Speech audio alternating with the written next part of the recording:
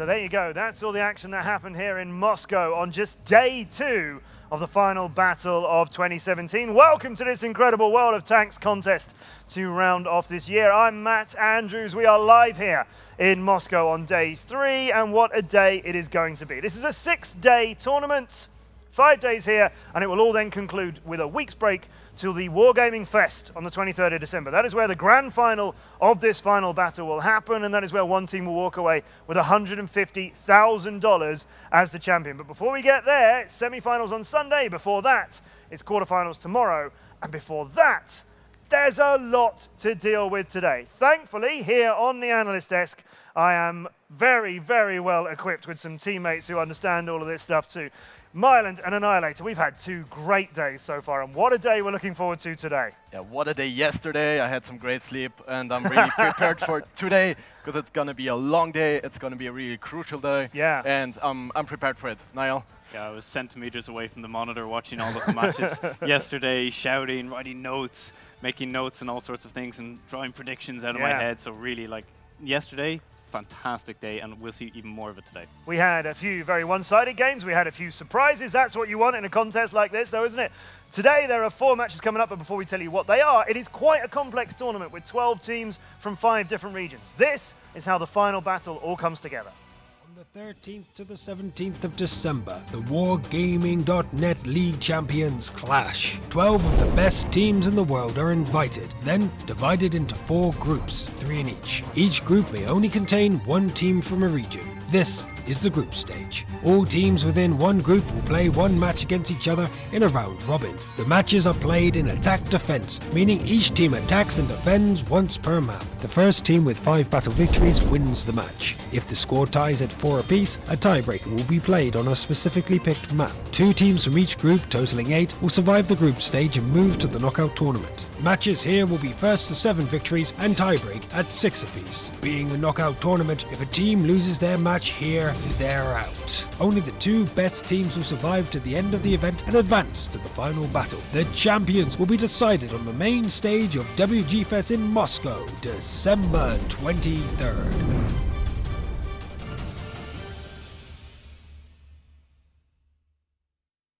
So we've got all of the wargaming world covered with these 5 incredible regions. As I mentioned, 12 teams started.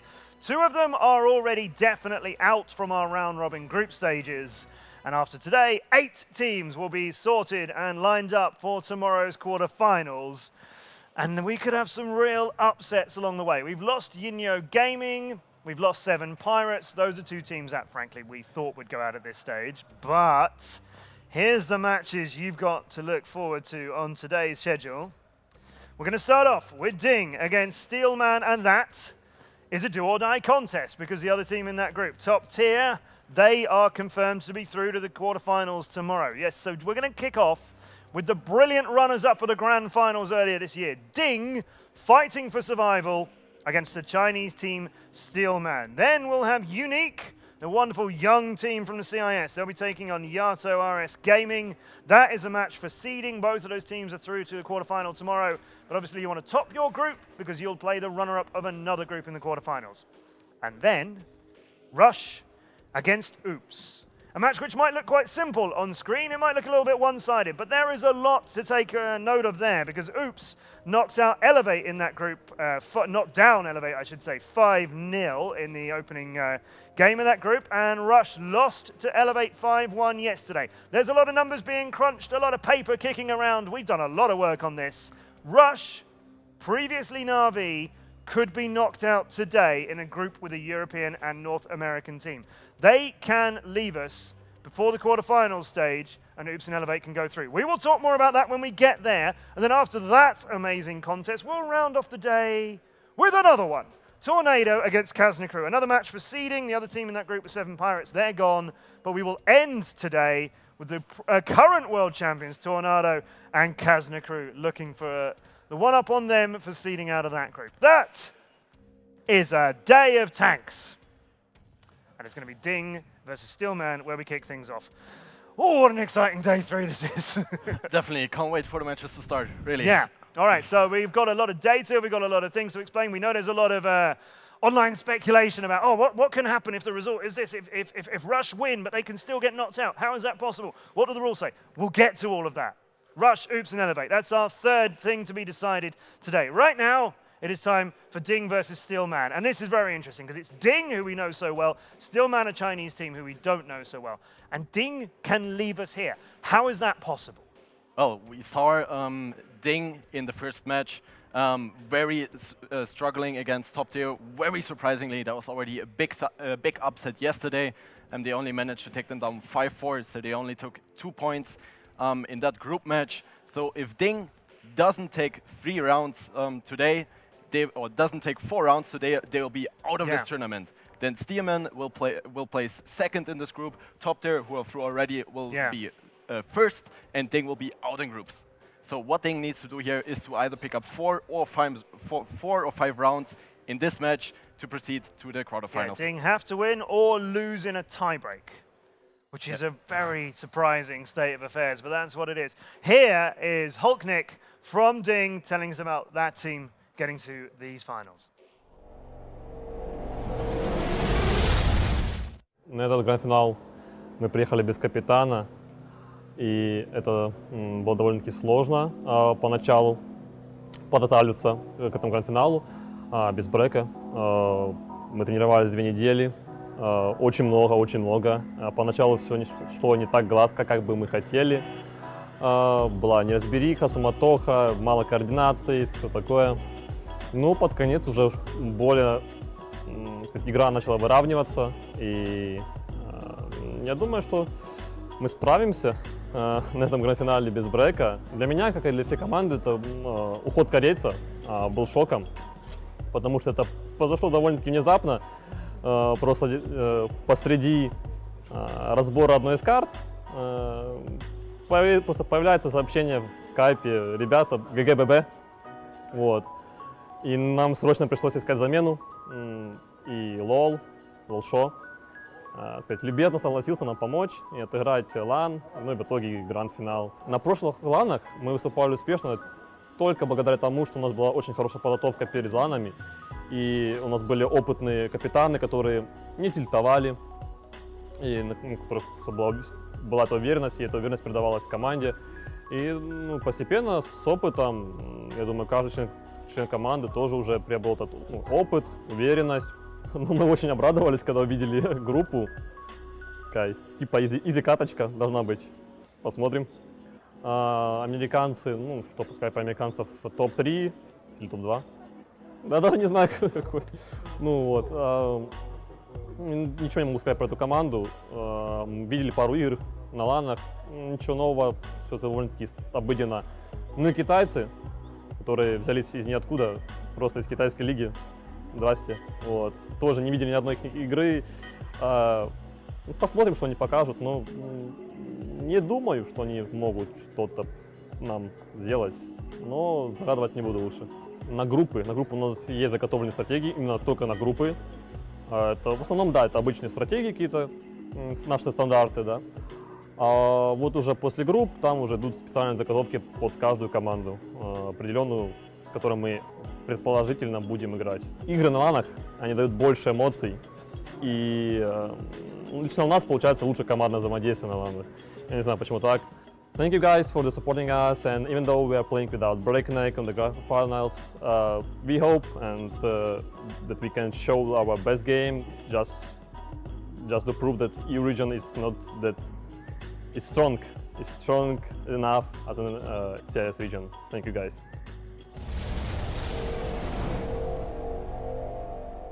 Hulknick for DiNG there, saying how they prepared some things for the group stages, but held more back, as you would maybe expect for the knockout stages later on. But they certainly held far too much back yesterday. Annihilator, that was a real surprise. Yeah, really, DiNG didn't exactly show up yesterday like they should have. We were expecting a lot more from them. A lot of it was mostly reserving their tactics and picking maps that they hadn't trained and prepared properly on, because they expected a much easier match, and they didn't get that yesterday against top tier. Absolutely not. So here they are on their stage. Let's see what DiNG has turned up today. They were extremely confident turning up yesterday. They'd brought the Kappa face with them to bring it to the desk. They'd prepared all that in advance. Hulknick had it with him to have a bit of a laugh, and it was nearly at their own expense. They were not good and not ready for top tier. Yeah, we can see one of the oldest players in the lineup there, Meritorious, playing since the beginning, since they joined the league through Silver. Again, with Hulknick, also one of the founders of the team, along with the captain Shokish, who've all been together a very long time. Not quite such the case for some of the other members of the team. You know, they had a few swap outs, which arguably on paper weakened them, yet we still saw great results from them. They're definitely looking, well prepared. Hulk is looking I happy. guess. Yeah, they also, in Zafar, I guess, we always He see him always has a smiling. smile on his face, that's true. Yeah, I mean, that's the base of having a good game. Go in with a lot of motivation. Oh, trying to stare the camera down. We've seen some stares, but I think that's the most effective one so far. Xenia here, the recent addition since the start of the season, has been performing very well for them as a main botchat player. Yeah, he was most of the replacing time. Positive, and yeah, he did that really, really well so far. And then completing the lineup, we have another player who's been with them forever. Shock in this Shock neck. is here, the captain, again, like Looking super confident. right from the beginning of the founding of the team. He's been here a solid rock at the core of the team, playing mostly heavies, stuff like that, very consistent positions. Usually not one who would make a big mistake, but we've seen them every now and again. Yeah, and Hulknick was calling him out on a few of them when we interviewed him after the game yesterday. He was pointing some blame at that man Shokic. But these guys who really need to deliver and show us what they can do, we know them as DiNG.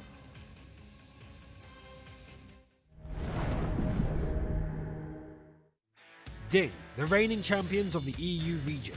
Although their rough online performance this season makes them Europe's second seed, DiNG are expert LAN performers. The season began strong for DiNG, taking the victory in the European El Clasico against Kazna Crew, proceeding to win their first 3 games. It didn't last, however, and soon something went wrong. In the following games, DiNG were unable to create any kind of competition for their opponents. Mid-season, in a turn of events, Captain Karitz leaves the team. Breaknet steps up and takes command and recruits WGL veteran Lowo. After this shakeup, the team united as strong as ever, dropping only 1 match for the rest of the season. DiNG had to fight for survival in the playoffs, but with their new unity and strength, they won a ticket to the LAN finals in Katowice. Offline in Poland, the team confidently defended the title, once again besting their biggest rivals, the Kazna Crew. DiNG came to the final battle in the status of vice champions of the world, but flew, however, without their captain Breakneck, who brought them back from the brink. Will they be able to repeat, or even surpass their previous result with Zafarchik as their 3rd captain for the season? That's the biggest question for the fans of DiNG.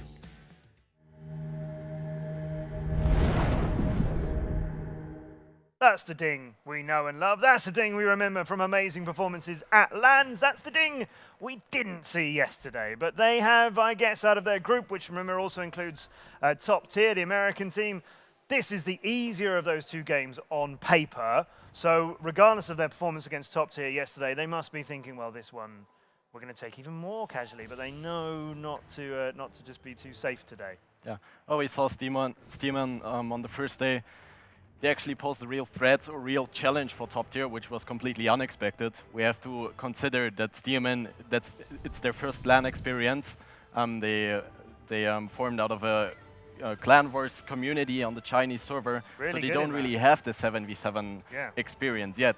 And we have to say what we saw from them on the first day really surprised everything.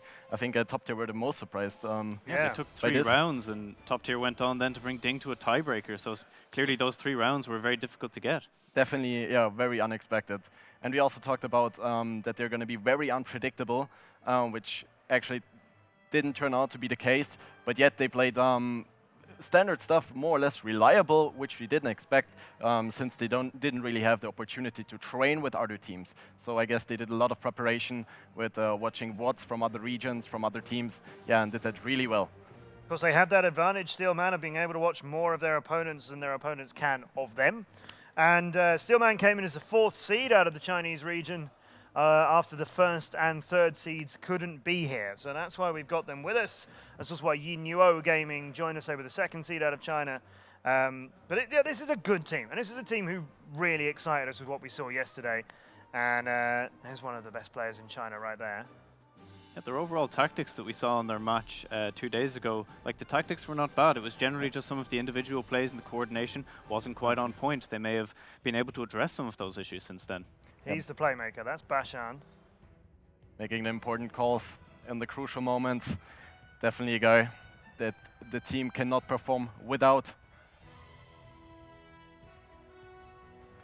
Pao Pao, we saw him having really good matches against top tier. He was one of the top players, top damage dealers every round. So that carried Steelman when they managed to take off the 3 rounds of top tier. Yeah, looking very confident, very happy. Good to see them here. We're very pleased to have the Chinese region so well represented. What have they got? This is Steelman.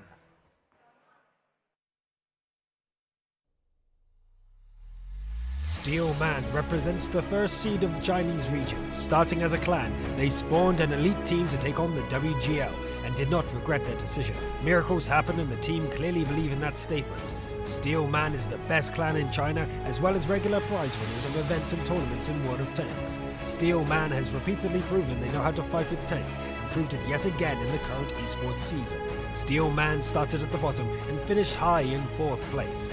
It seemed that this achievement was their limit of dreams for the year, but the gold and bronze medalists could not partake in the final battle, and as a result, Steelman received their red envelope to represent China as their 2nd seed in Moscow. Will they survive against Europe's offline specialist DiNG and North America's top tier to reach the tournament? Yeah, we could have not only a Chinese team through to the quarterfinals, but in doing so, a massive upset, and the first of perhaps a couple of upsets today. But Steelman, they do have their work cut out for them, though. This is in no way an easy game, even if they're facing an opponent who were disappointing yesterday and perhaps are not taking this seriously enough yet. Well, I mean, they had their chance to not take it seriously yesterday, Yes, and they basically blew it. So they can't take that chance again today. So DiNG really going to be wanting to show up here. Now, this is the first look at our map. So today, if you're not quite so familiar with how this order works, the bands, the first bands, that's in the bottom left there. So Ghost Town was banned out by DiNG, and Sand River was banned out by Steelman. Then we have our top 2, the first pick for each team, DiNGs of Himmelsdorf and Ruhenberg for Steelman. Then we banned out Proc and Cliff, and the other picks were Mines, Muravanka. It is going to be Prokhorovka where the tiebreaker will happen if we get there, which DiNG don't fancy today.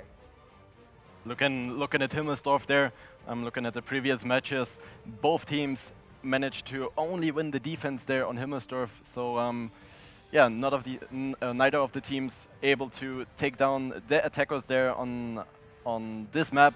Also, I think we have to look at Prokhorovka as a tiebreaker here. I mean, it's not in the, it has been banned from the normal map lineup. But if it comes down to a tiebreaker, then definitely DiNG has the advantage. Because Steelman in the first match lost both rounds on that map, and yesterday we saw DiNG taking both rounds on Prokhorovka in the attack. I mean, I'm so disappointed right now in DiNG. They picked Muravanka again, and they were hiding their other maps, and they picked Muravanka, and they suffered because a lot of balls. They clearly had nothing on it, and they've done it again when they really need to win, and it's going to be their 2nd pick as well, so it comes in right at the end of the match when it might matter the most. Oh, that's so frustrating to see. I mean, is that a team then who think, well, we're not going to get there, so it doesn't matter? Yeah, that's what You it can have a looks like. 5-0 or a 5-1 in the 4th pick. The 4th map doesn't matter. Well, we'll find out. They'd want to hope so. Yeah. Because if they get there, they're going to be in trouble because they have no tactics. Well, let's predict whether or not they're going to be in trouble. So here we go. First predictions of the day. They've been going so well. You know, if you've watched the last couple of days, I'm a bit of an underdogs fan, and I like seeing teams really step up and deliver at LANs. I'm expecting a couple of rounds to worry DiNG, but even if that DiNG are looking super casual, as they are, I still think they're going to show through. I think it'll be 5-2 for DiNG. Well, usually I would go with the 5-1 or 5-0 in favor of DiNG here, but after seeing them yesterday struggle a lot, I also have to go with the 5-2 here for DiNG. I mean, looking at the map picks, I think I'm going to have to go for a 5-3. I don't think they're going to take it particularly confidently. I think they're going to do the same as yesterday. That'll do DiNG some good, perhaps. If they take a bit of a beating, not overall, you know, we're not expecting them to lose this game, but if they struggle to get the win, then maybe DiNG will realize, all right, we do need to step up. They have, though, as I said, prepared for the quarters more than they have here, so let's see what they've got. More importantly, it is time now to go to our great, wise, and all-knowing crustacean who will show us the way.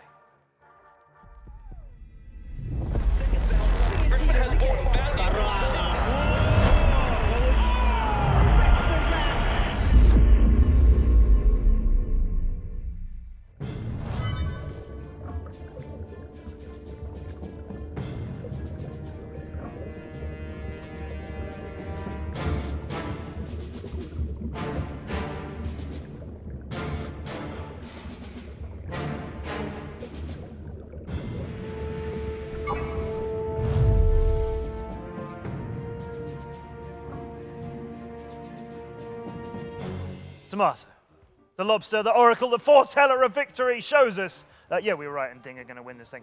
Okay, thanks, Tomato the lobster. Let us know your predictions for the quarterfinals when we get there, though. Later on today, because you do not want to step away from the action we've got, so don't do this right now. But WOTfinals.com is where you want to check in at the end of the day, and you can make your predictions ahead of the quarterfinals, and you can win some brilliant prizes in doing so. So keep up with the action and make your predictions later at WOTfinals.com. Annihilator.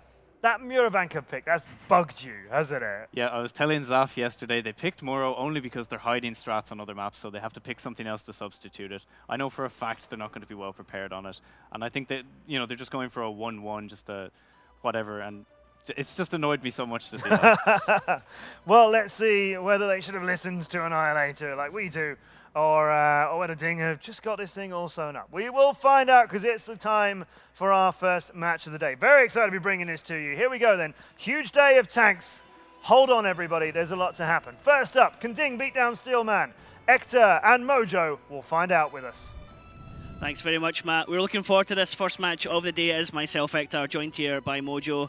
Mojo, hell of a day we've actually got ahead of us, but this first match, DiNG can't afford to be sloppy, can they? Now we need to focus on what's going on now. Later is later. DiNG has their battle to fight here. We know the score they need to take. I really don't agree that it will be a tight match. I think it's going to be 5-1 to 5-2 because these guys actually know how to pressure themselves. Yeah. I mean, they know how to react. We saw it yesterday on tiebreaker match, even after such a sloppy game they had, and they still managed to pull through and win. So yeah, I mean, I agree with what Annihilator's saying. I think DiNG are perhaps not doing their kind of picks that they want to do with the good tactics have coming out. But I mean, you were just saying before we come in here, it's going to be kind of standardized play from them, nothing really special, and just trying to outplay their opponents, really.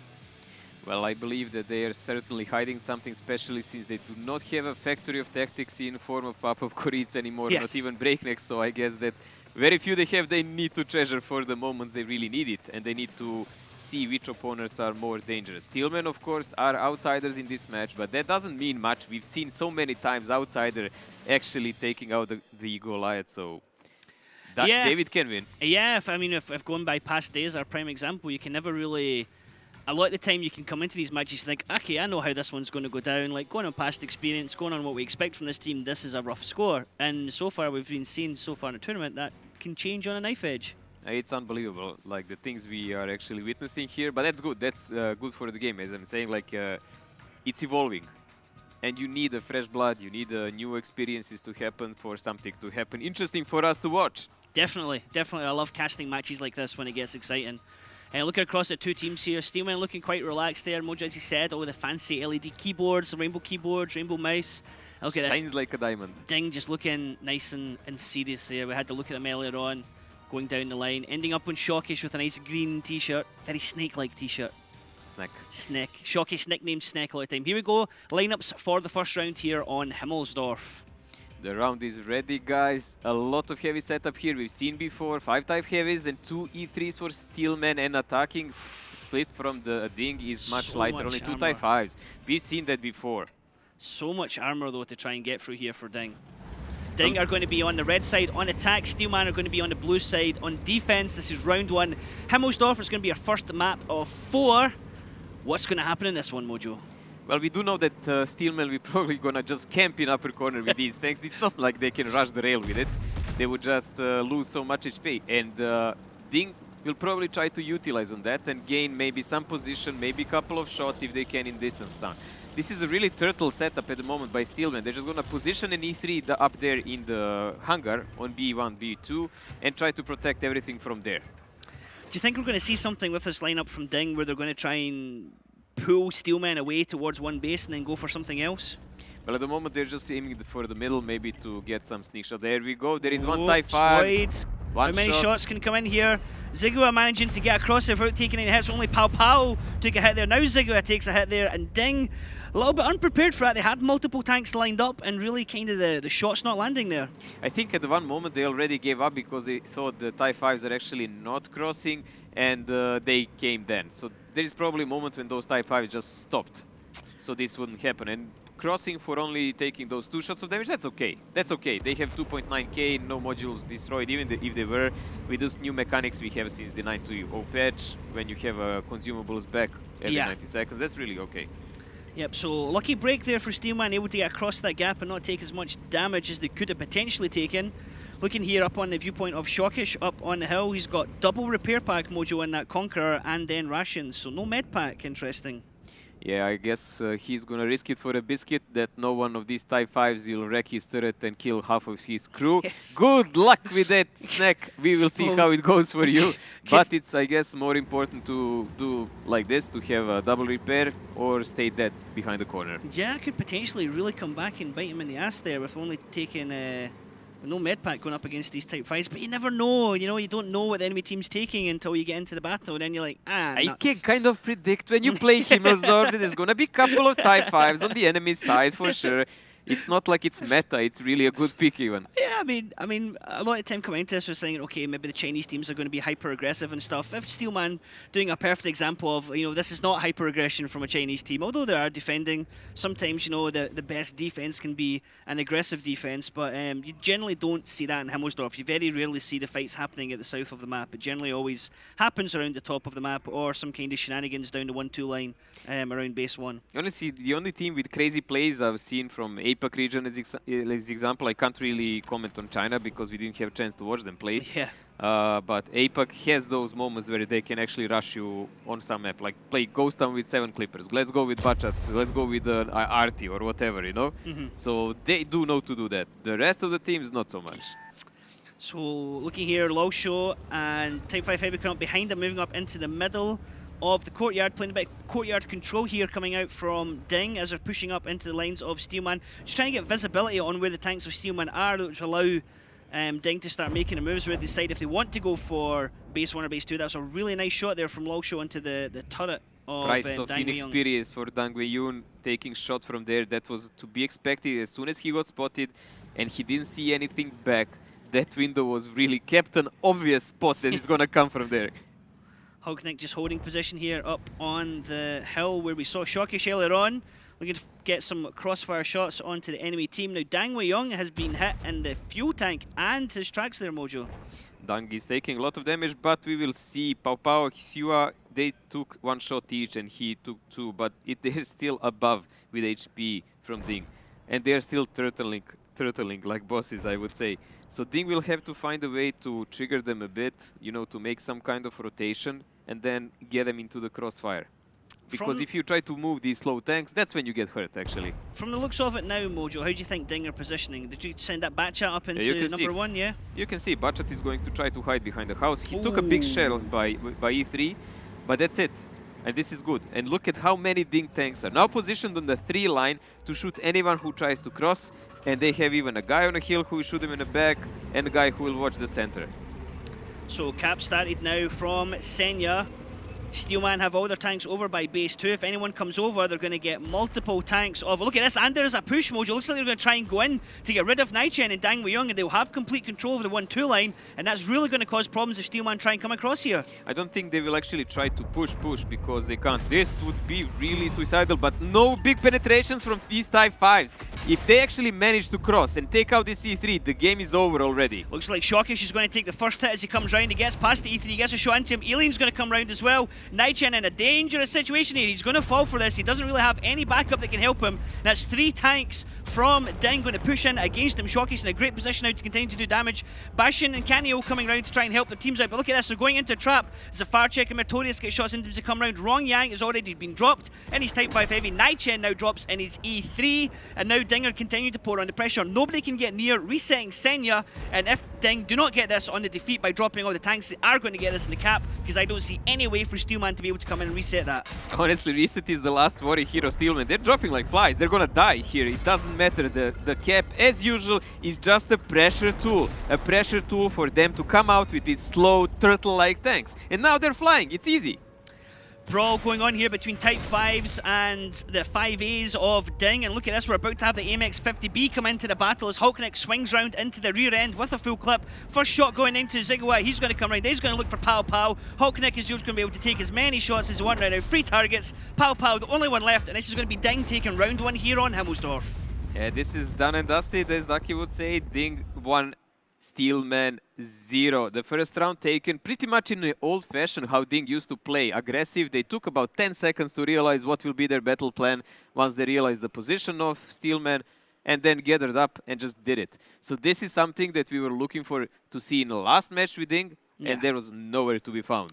Yeah, a bit more coordinated from DiNG here, using their experience. I mean, this is something in the past we said about DiNG. They sometimes do tactics that people have seen before, but the execution of the tactics was just so spot on that teams weren't able to react to it. They're like, okay, they might be doing this soon, and before they were thinking it, they might be doing it. They were already doing it. They were just slightly that step ahead, and here, just the execution from DiNG there was absolutely flawless.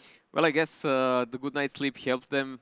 Pretty much same as Elevate, because Elevate managed to really wreck Rush yesterday, so maybe DiNG will have a good fortune day today. They're looking for a big win, for sure. I mean, at the end of the day, DiNG want a dominating win here. They want to be able to show everyone that, you know, what happened yesterday against top tier isn't how people should judge the team. DiNG want to be able to say, hey, we're one of these teams that are capable of the 5-0s, the 5-1s.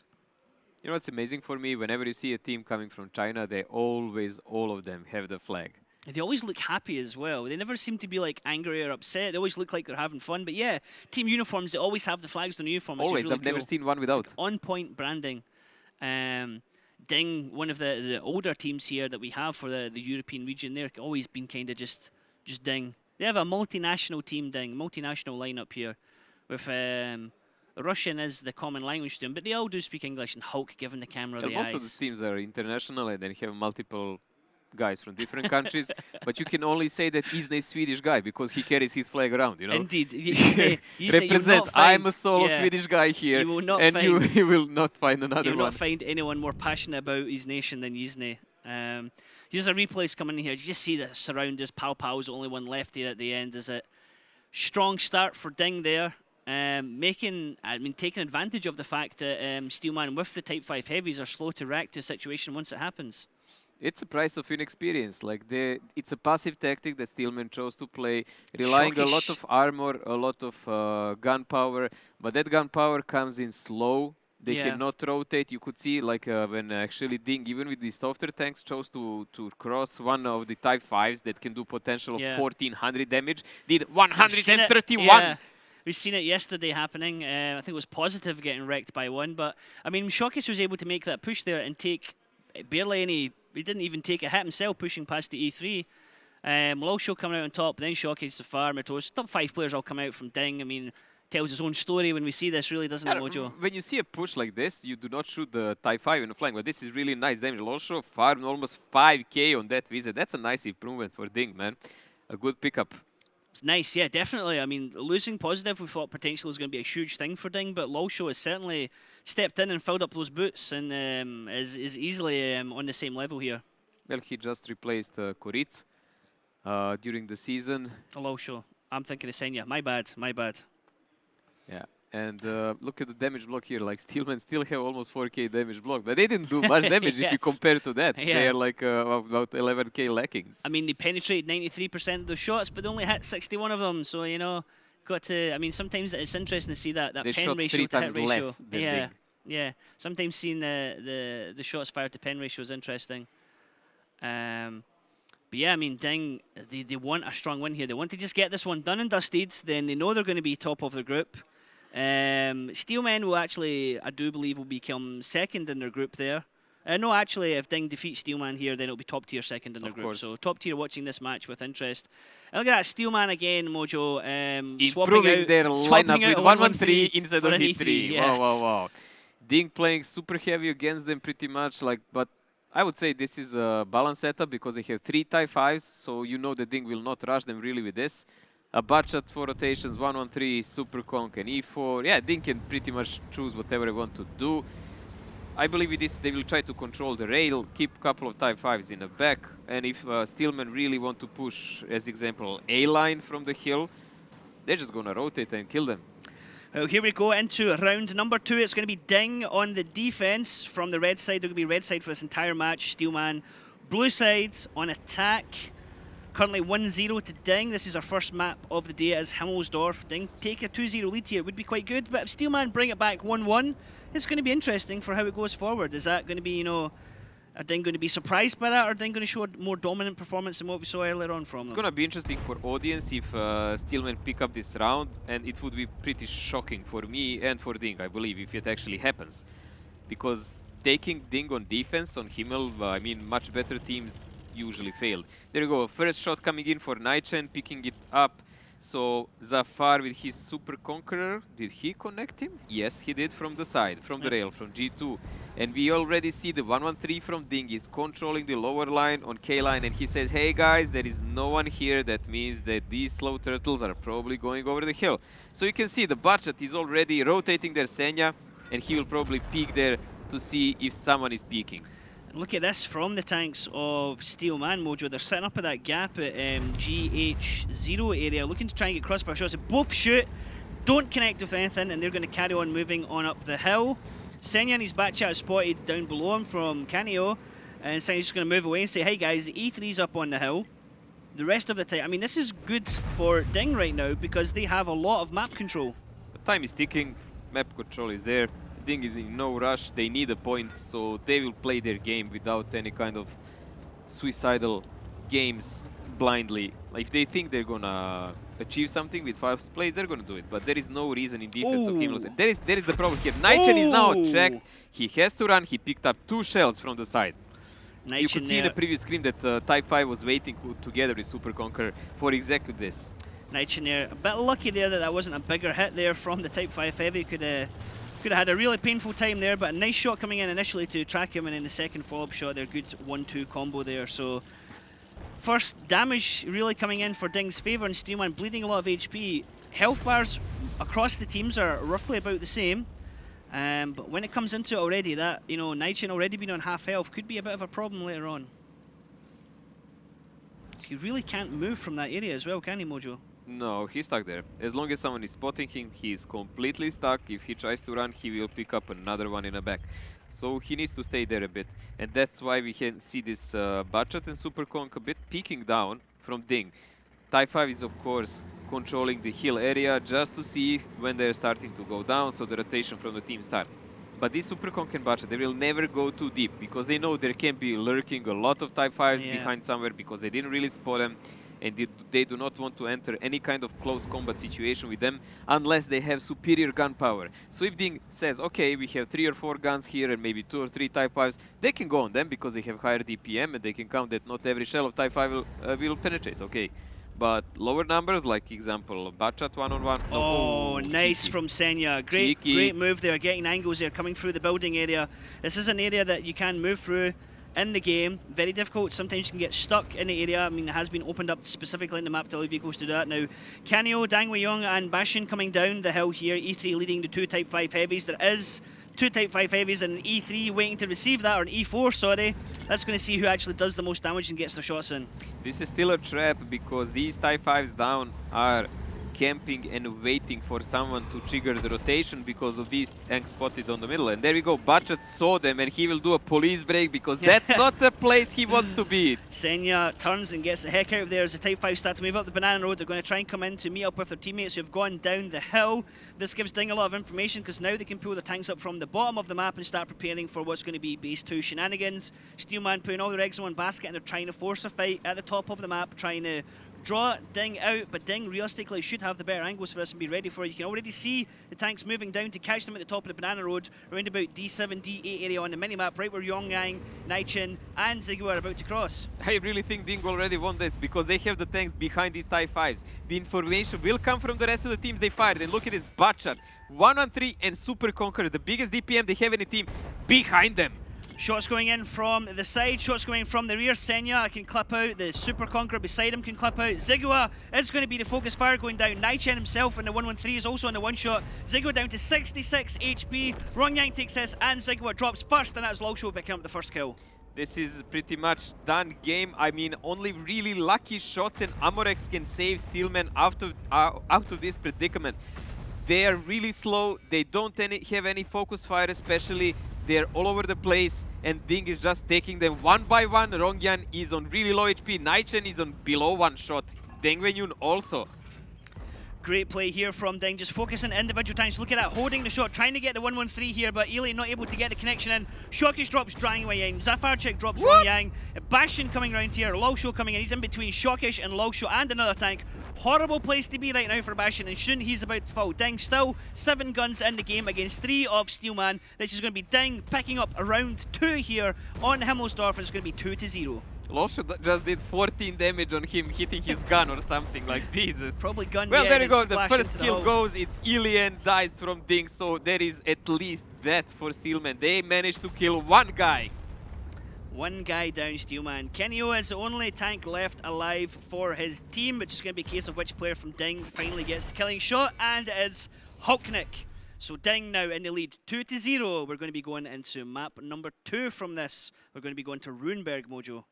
We are going to Ringberg, but we can Just see DiNG technical issue, players hands are up in the calling air, someone, yeah. so we might have a slight bear here. Is Zafarchik the team leader with his notebook here?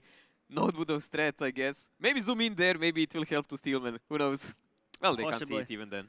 Possibly. It's like a little tactical notebook there. It's like the ones we have on our desks, Mojo, and that's just to write down what's happening in the matches so we can refer to that later on.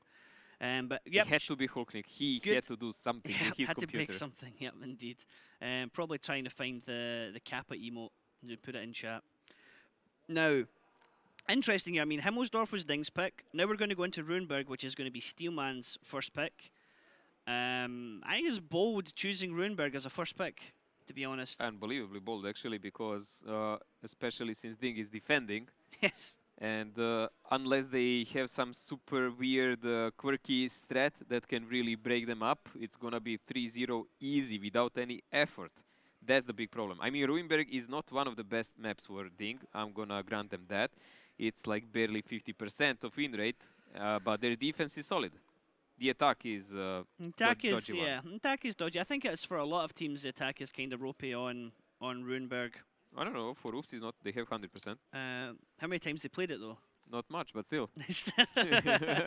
I suppose, you know. That's because most of the 100%. people were banning it against Yeah, them. if you played it once and you do 100%, hey, you have 100%. Nah, they have like 5 or 6.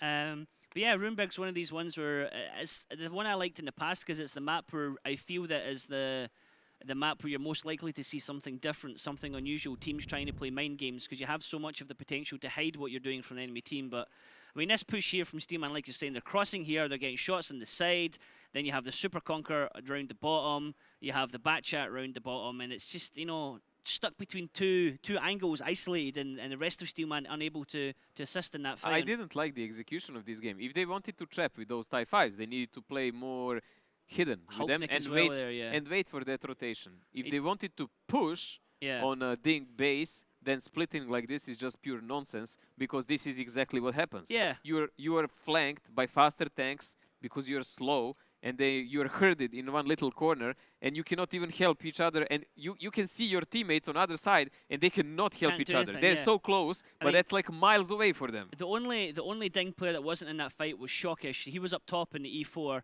You had the 3 tanks in the middle road, and you had the 3 down the bottom. So it was like 3 tanks of. Yeah, I can see how much he was not in fight. He did 4K Yeah. damage. Oh no, that was he was farming the guys at the top. I mean, but like when that team fight happened, it was like 6 DiNG on 3 from Steelman, and Yeah. and Shokish is just like, I'll just hold the guys at the top. You know, I'll do 1-on-3 myself, guys. Don't worry, or 1-on-4. It's not like they can do anything to him. They can't Yeah. approach him, so he is well hidden and And look he at just the farms shot shots. difference here.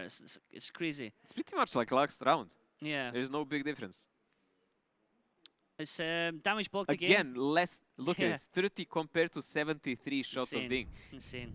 Like they have slow DPM. Yeah. They cannot fire that, and when the game starts, DiNG just singles out, okay, we're gonna drop this guy, we're gonna drop that guy, Yeah. and that's it. If they're not well positioned to help each other, they can't do anything. And here, that was complete confusion. It's something you definitely see from the more experienced teams here, that the focus fire sometimes is absolutely insane how quickly they can just drop one tank, immediately turn, and then spend the guns Yeah, on when another. when you're watching a game like that, definitely. But this was not even the case. This was just like in those Second World War movies, you know, the ambush, and then you see the machine gun, and that's it, man. Just The entire everyone's column is gone. Yeah.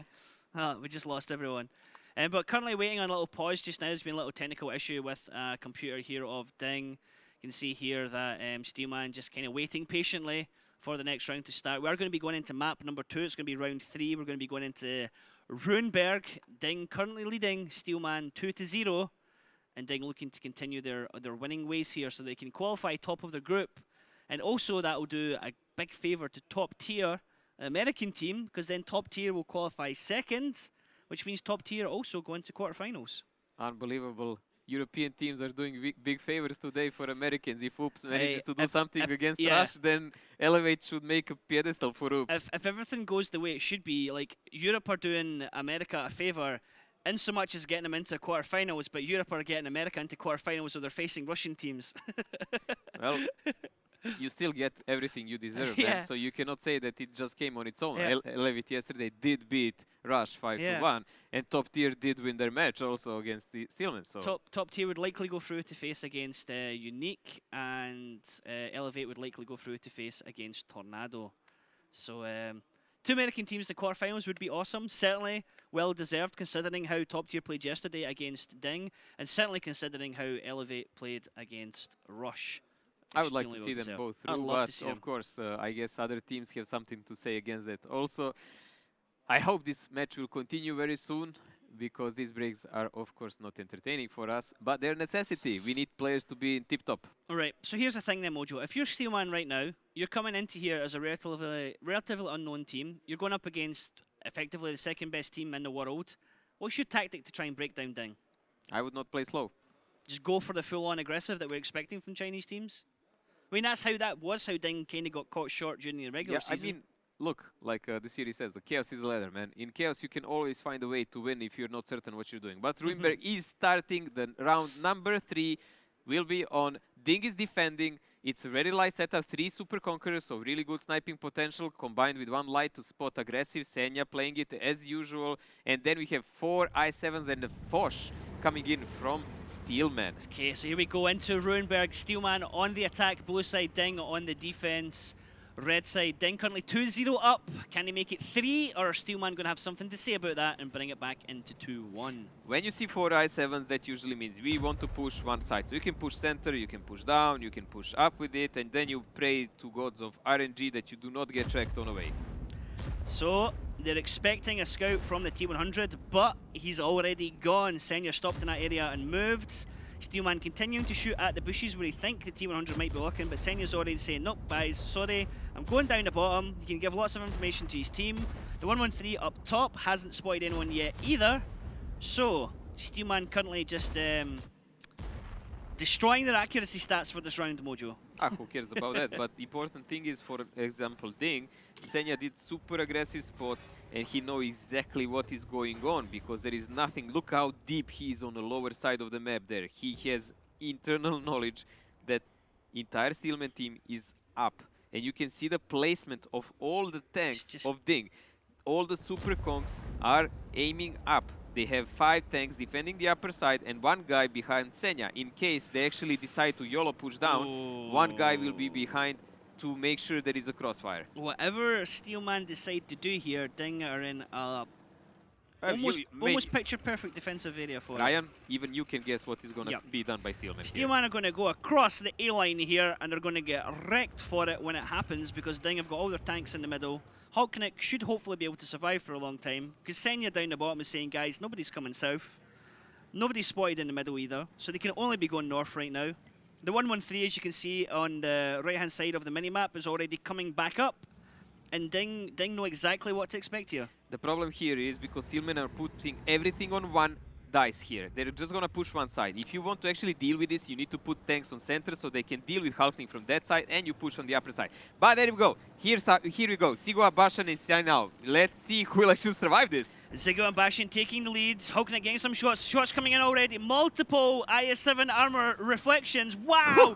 So many blocked shots right now. No pens coming in. 400, first one going into Bashan. Zigwa takes damage. Now he's tracked. Bashan now starts to take some damage. Zigwa taking even more damage as he makes the cross here. But so far, so good. Steelman almost getting crossed, but no. Bashan continuing to take more hits, but it's only going onto 2 tanks. One more into Bashan. He's now down onto 1 shot as Nightshade now takes some damage going across in his back chat. Hulknick is backed off in the 113. 3. Okay, Steelman have got positioning, but Lolshow picks up the first kill, dropping down Bastion. It's not only that, look, Nation with his budget is on 600 HP. So yeah, there is a pressure on the cap, but it's not important. 1D 100 light will be backed up by 113 and 50B, no less. There is 30 seconds to finish this cap. That's an eternity. DiNG immediately repositioning to be able to come round and get the cap. Resets if they want to T100 in the city, 113 in the city, Amex 50B in the city. 19 seconds, DiNG are also going to push round at the top as well. They are in control, although they're going to have to start making a move fairly soon because they just realised they're going to have to go around and face a Fosh if they try and go around through the city side. 8 seconds left. DiNG, if you're going to make a move, you're going to have to do it. And there's the first reset coming in. We're back to 30 seconds. Yeah, there is a reset. That's the only thing. The Senya was waiting, so he doesn't wait his HP before that. These tanks are turned to his back. They cannot turn frontally. Lolshow took a lot of damage there, but Pow Pow is down. Nation is already on low HP, and he's blocked by Light Tank. Zigua and Nation down, both on a one-shot. Steelman have lost their Fosh speed, they've lost an IS-7. DiNG continuing to pour the pressure. Lolshow surviving on 12 HP, so DiNG still have 7 guns available. Make that 6 as Lolshow has finally dropped. Hulknick then drops Zigua. Rongyang and Dang Weiyong in this cap circle are just targets to be pummeled right now by DiNG, as there's only 3 tanks left for DiNG. Make that 2, sorry, for Steelman. And this is all but done and dusted. DiNG are going to pick up this round. It's going to be 3-0, first round down on Runeberg. It was a big gamble here by Steelman, and it was the problem was it was slow, so DiNG actually had time to reposition all of the tanks. Confident round for DiNG, 3-0, and they will switch to attack next. I think this is looking a bit like perhaps a 5-0 Mojo, to be honest. As much as we don't want to tempt fate and give a bit of disrespect to the enemy team, I think the way it's going, they just don't seem to be on the same level at all here as DiNG, do they? If Steelman do not pick up this round when they're defending on Ruinberg, I think it's going to be 5-0. Otherwise, I'm voting for 5-1. It's exactly the kind of result that DiNG want right now. As we said, they want to come out confident. They want to get that strong win. They want to show everybody, like, hey, yesterday, don't know what really happened yesterday against top tier, but we are one of the teams that other teams should be fearing right now. The other teams should be like, we don't really want to play DiNG. I don't think that's the fact at the moment, because you cannot judge the team's strength when they're playing a weaker opponent. You can judge only their weaknesses, and they've shown a lot in a match against top tier. So the other team saw that, they're smelling blood, and DiNG better watch what they're doing in the future. So this match, as I said, they're favorites for sure. Yeah. They only need to tread cautiously so they don't step into some minefield like last time against top tier, because they want to finish this clean and then just go lay back and watch other teams prep their strats and so on. So that's the plan of DiNG. Steelman here, they really have nothing to lose. That's why they need to play super aggressive. That's why I don't really understand the start they had.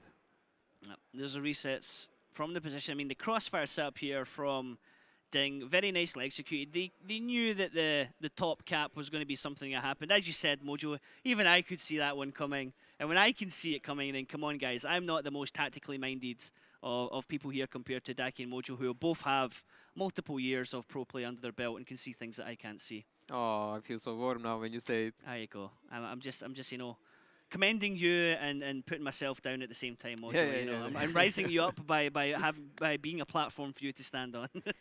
And I need to grow a bit, you know. Because you change the seat heights all the time. It's because Daki's surprisingly taller when he sits in the chair. That's why he has a baby table now. Anyway, Shock is doing 3.3k damage here in his Super Conk. We expected Super Conks will be in the top of the board here. They're just joined by Mary, who had a jolly old farm with that 50B coming from the back from these tanks. Pow Pow surprisingly actually managed to be on the first page with his Fosh. So I guess he managed to do that at least 5 shells from that clip. Pow Pow's name reminds me of Papa Powan. Papa Pow, I just like Pow Pow is a great name. I would like to see I'd Papa love to Pow, cast it against Pow Pow against Bang Bang. You know, like just brilliant. Facing off against each other in bat chats. They should recruit Papa Pavian, man. Pow Pow wins the exchange. Then it's Bang Bang. Pow Pow Bang Bang. Just doing finger guns every time you're doing it. Pow Pow Bang Bang. Okay, what can we do here? We're going into round number 2 of Runeberg. DiNG currently leading Steelman 3-0. Can he make it 4? Can he take match point? Or Steelman going to come back into this one? DiNG on the attack, Steelman on the defense. Look at this. Now Steelman do have pretty much similar lineup like DiNG had last time.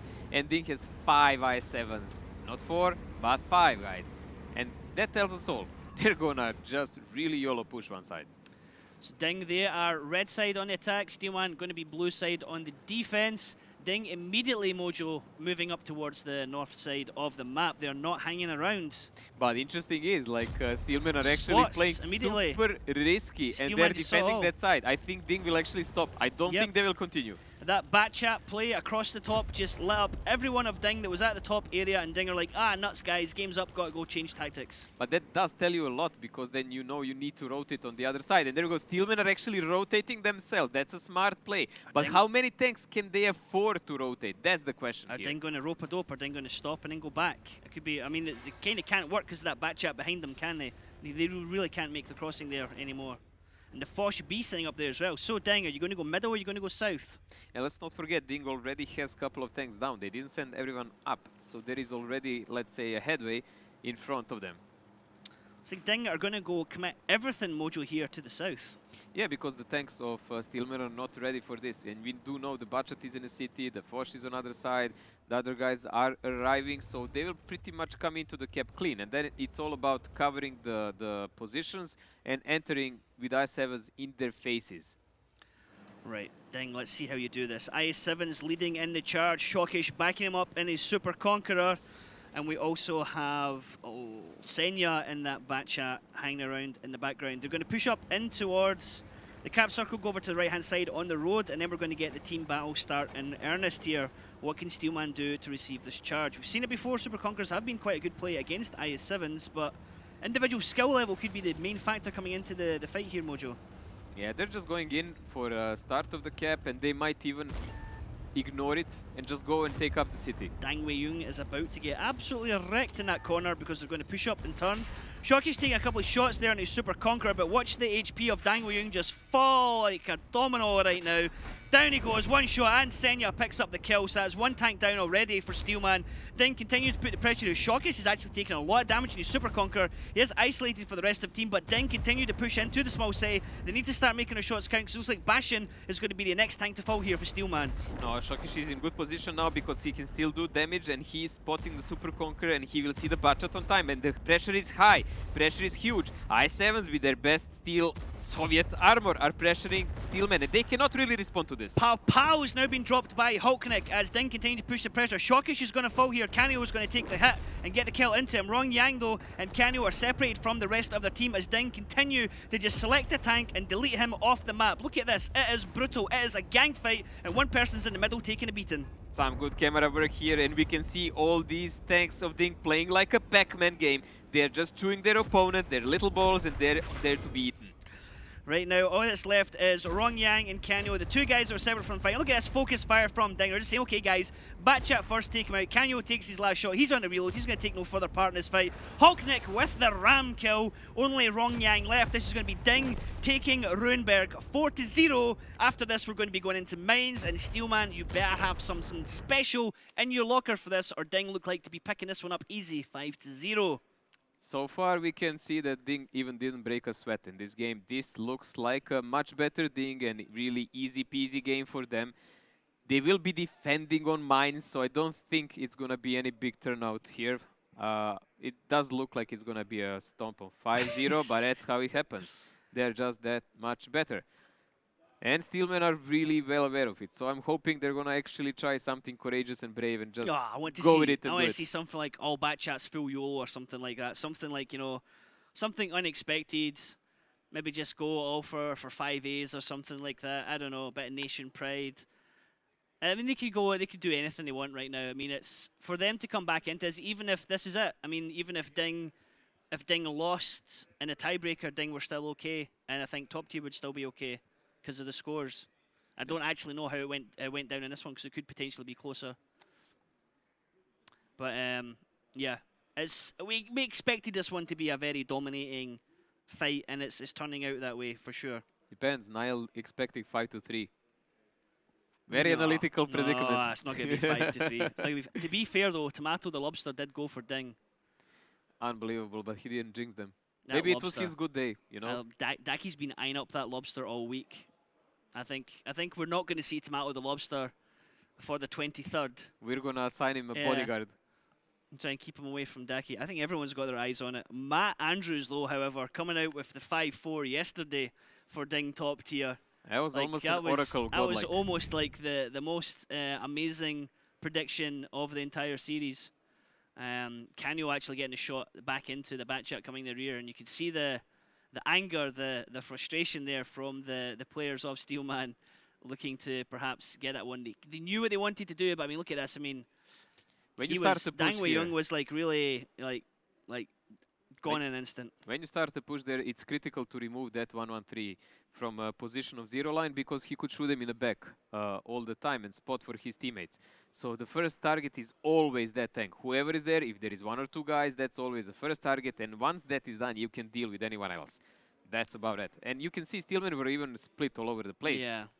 Like, yes, Shokish did take a lot of damage, but Bachat and Super Conk there were completely out of action. I love the player cams. Mary, always lots of emotion in Mary's face. Very You know, emotional person. Very, very emotional person.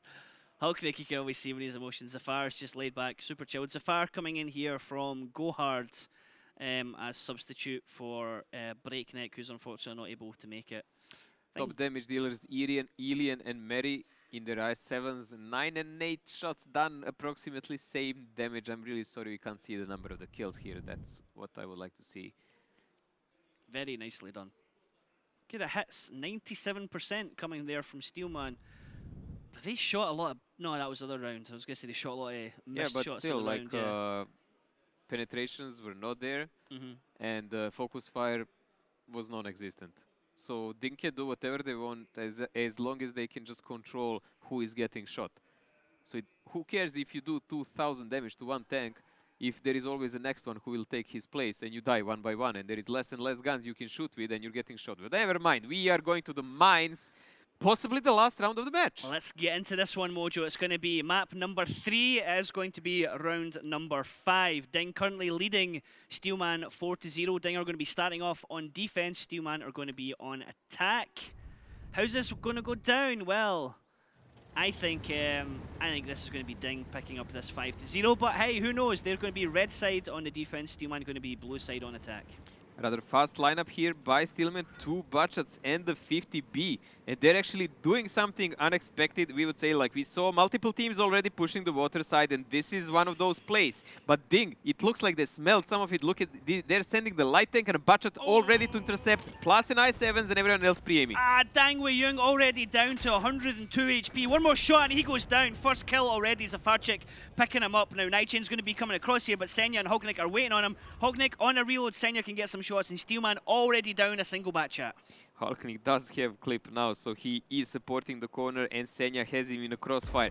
Nightchain has nowhere to go. His teammates cannot help him. Like, he's stuck there. That's it, guys. So they need to do either cap pressure, which is pretty much impossible with the light there, or they need to try to rotate out of this position, which is also not possible because the Bachats are dead. Immediately moving up to start taking control here. Alien getting a nice shot there into Nightchain. He can just peek over that area and get shots down into the Batchat below him. At some point, Hulknick or Senya may want to go down. Hulknick getting a shot in. At the same time, Alien gets a shot in, and Nightchain is deleted there by Hulknick. Yeah, this game is, in my eyes, from experience I have, pretty much done. But hey, I've been mistaken a couple of times this tournament, so maybe it's gonna happen again. Maybe Sigua will fire a couple of shots and it's gonna be Amorek. Everyone. Rongyan is dropping on pretty much all of HP. Oh, this is not looking well. DiNG complete freedom right now to shoot whoever they want, when they want, as Lulshaw now drops Yuangyang. Senya now drops Zigua. There's only 3 tanks left of Steelman. DiNG still sitting on 7 tanks. Only Hulknick is really taking any significant damage. DiNG can push in whenever they want to finish this one off. Looks like Canio is being the next one focused at the moment. You can see Shokish coming around behind to engage Bastion. He can just take him on in a one-on-one that situation. Steelman, only 2 tanks left, and looks like there's no way to come back from this one. It is going to be DiNG 5-0 picking up the win here on Mines. Steelman, unfortunately, after this result, will be taking no further part in this tournament, which also means that top tier finished second in their group. There you go, the round is done. DiNG won cleanly, 5-0, taking out the Steelman Chinese team out of the tournament, and they will proceed from this group as number 1. DiNG finishing Group B on first place, which then means that top tier are going to be second place. They'll proceed both through to the quarterfinals. and that also means that sadly Steelman are no longer taking part in the tournament. Now both DiNG and Steelman will be watching the Kazna Tornado match with great interest, because basically whoever wins that match will tell them who they play against. If Kazna win, that means it's going to be DiNG Kazna. It's going to be an interesting match. Actually, no, if Kazna win, it's going to be Kazna top tier. We'll get all that explained later on, don't worry guys, that's why we have an analyst desk to correct me and my mistakes. It's going to be interesting basically, they put it that way. They will play whoever loses that match, Ryan? Yes. So that one you got correct. Aha! And we will be casting that match together, because I'm going to give this spot to Daki for the next two. That's correct. Mojo, you're going to take a little break. We're going to bring in Daki for 2 matches, and then we're going to bring you back in for the last match, where you're going to be casting with me the Kazna Crew match, Mojo. It has to be like that. Me and Daki are going to get the Oops match. I'm in for all 4 matches today, guys, so if you don't like my voice, deal with it. Ha! Okay, I'm looking forward to the rest of the matches now. You see Daki pacing about in the background here, Mojo. He's ready to get it on. He's looking forward to these next matches. But, I mean, what can we see here regarding this match? I mean, it was going to be a tough ask here for Steelman against DiNG. And already on this crossing, Dang Wei-Yung is dropped before he even gets across. DiNG in a perfect place, able to receive that charge. We already said that DiNG looks like they pretty much read their mind in a start. They send the light tank and the butshot on that side. That's not something you do that often or usual. And everyone else was ready to pre-aim. So my guess is they saw the lineup and they said, aha, they're just going to push the island. Let's go and let's do it. Yeah. They read it on those 30 seconds. You have the low time. They read what they're doing, and they just waited for it. And then the positioning, like DiNG had the complete control of the map, because everyone in Steelman was isolated on the 1-2-3 line. DiNG could just peek over everyone. Look at this, like the drop bomb from Ilion onto Pow Pow there, coming down straight on top of him. DiNG surviving still with all 7 tanks available to them. Ilion surviving just at the very end, and I think in that situation, DiNG perhaps only lost a tank in 2 rounds, I think, from the way it went there. So a bit one-sided. A bit one-sided is an understatement, to be honest, Mojo.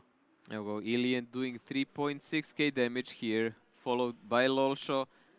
Pow Pow actually sneaked his way in, and he managed to do a lot of damage with those 5 shots. Did he actually blow someone?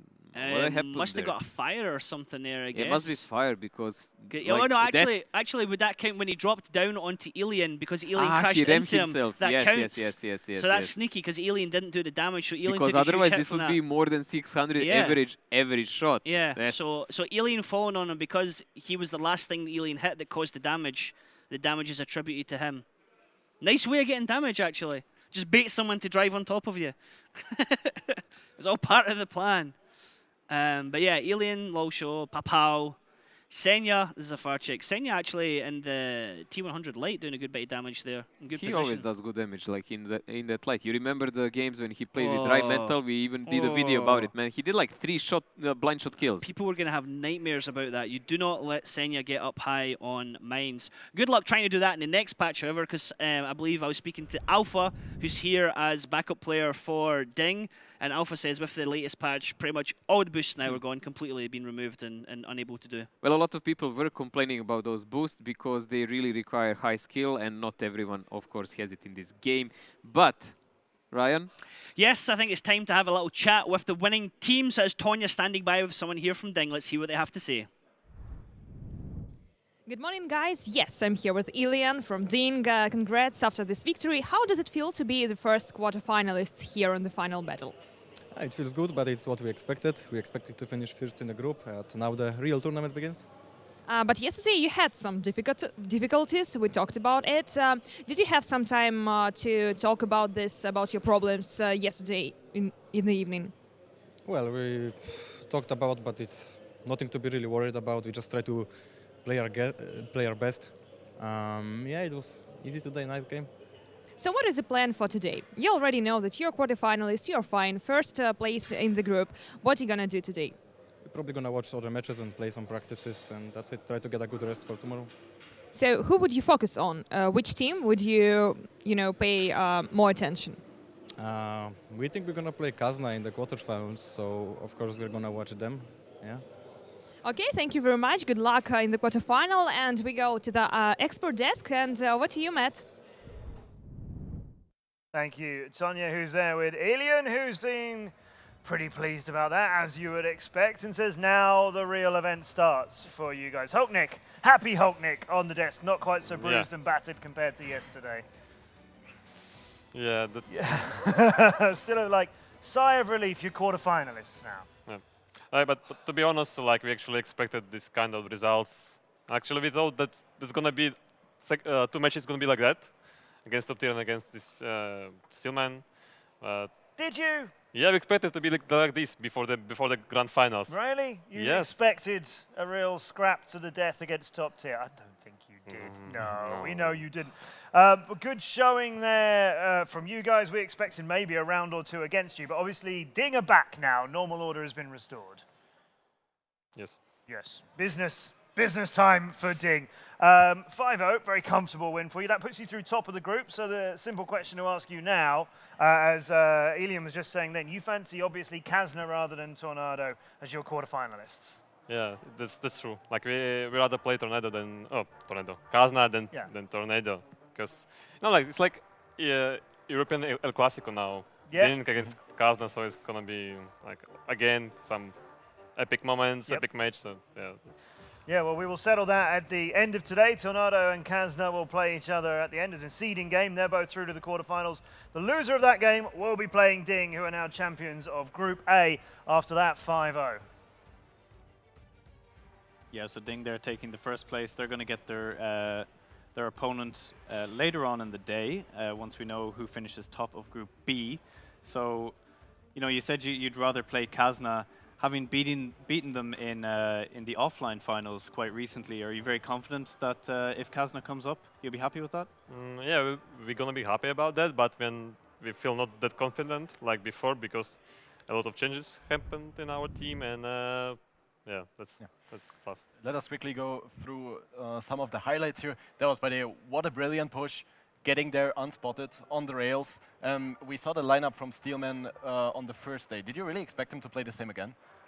We expected them to play the same way, but we didn't believe it to the end. Yeah, but they did it. And that push, was it like a move that you practiced, or was it just like a quick idea that came to your mind, so you just did it, or have you ever practiced that? No, we never practiced that. That was Zafar's idea during the match. No. So.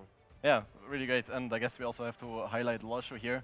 He did 4.8k damage. Unusual to see him doing so much damage. Yeah, so really, really great push here. You really caught Steelman off guard there, and you showed how to even pick up or pick apart Steelman with the lighter setup. Yeah, I said that was a Zafar push the moment I saw it. They always look quite chaotic, quite out of nowhere, very quick pushes. And then on the second round, they took a really, really slow lineup and they went for an 8-line push. You had a lot of info. Senya played really aggressive on the south, doing spots.